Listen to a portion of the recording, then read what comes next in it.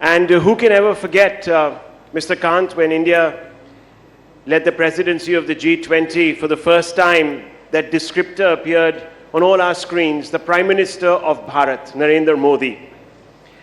Let's discuss this brand transition and what it means and how we can sort of interlocute better with Bharat. Mr. Kant, tell us first about this conscious decision to spin India's presidency at the G20 around brand Bharat. And what was the principal aim of this? We were told a little story about how the Prime Minister actually wanted this event to be spread across geographies. What was that for?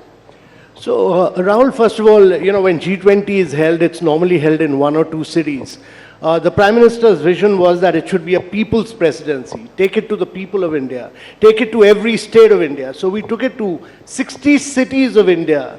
And we used that opportunity to improve drainage, sewage, solid waste, roads.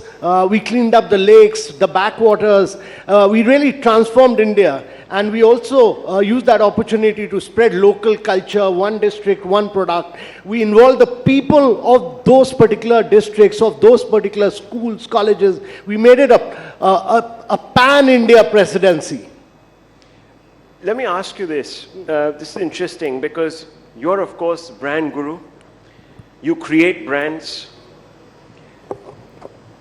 I want to ask you this because while I was researching, I came across a couple of comments that were made by Mr. Amitabh Kant's college mates, Shashi Tharoor and others. And there's been so much talk about India, that is Bharat, of course, but Bharat, that is India. And people say, you can't do away with India. It's too big a global, internationally recognized brand.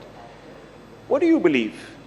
Has the time come for Bharat to be at some level turned into a slogan to attract people from all across? And if you were given that responsibility, you've just been given the responsibility, of course, to manage the Bharatiya Janata Party's campaign.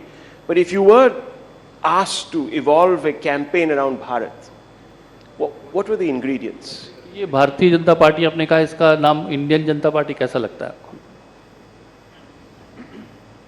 See, the question is, what you call the nomenclature words is, what you feel is very important.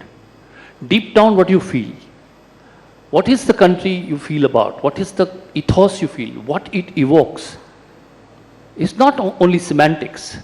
It's also, it's certain, when your tongue moves in a certain way, and I think the experts will tell you there is a neurological path which it follows, and hence a certain imagery is evoked.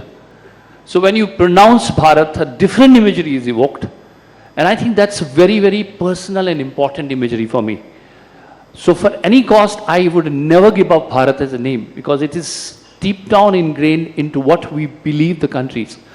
It doesn't mean that India comes in parlance or people refer to it in their local languages the way. I think that's a different sort of practice. Practice and emotion and belief. I think we need to understand the semantics of it from that. So it's not that you'll shun things. In fact, I believe in assimilation. देखिए क्या होता है, आप भाषा की बात करते हैं. Now, you have a new word which says SMS, which also means messaging. अगर SMS शब्द हिंदी की भाषा के शब्दकोश का हिस्सा बनता है तो मुझे बहुत खुशी होती है.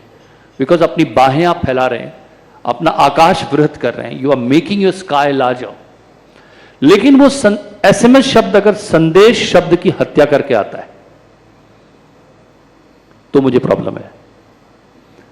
आई हैव, जहां पे संदेश आएंगे वहां संदेश से ही आएंगे, वो आप रिप्लेस नहीं कर सकते. So I think this coexistence, I think this assimilation is how I think about it, because it evokes a certain feeling and those feelings are important. शब्द जो है वो संस्कृति का कैप्सूल है. जब एक शब्द मरता है तो उसके साथ उसकी संस्कृति जुड़ी हुई मरती है. ये आपको सारे linguistics बता देंगे. Even a particular word dies, how many emotions and how many feelings and how much of knowledge, information dies with it. Because it is a capsule of that culture. So I think we have to make sure that, we inject and infuse life in words. और जो गायब भी हो रहे हैं उनको वापस लाए. That is what my approach is. So it's a complex subject. What should take precedence? I think it should be left to people to finally see what they feel. I think their feeling is more important. I think the names belong to them. The language belongs to people who practice it.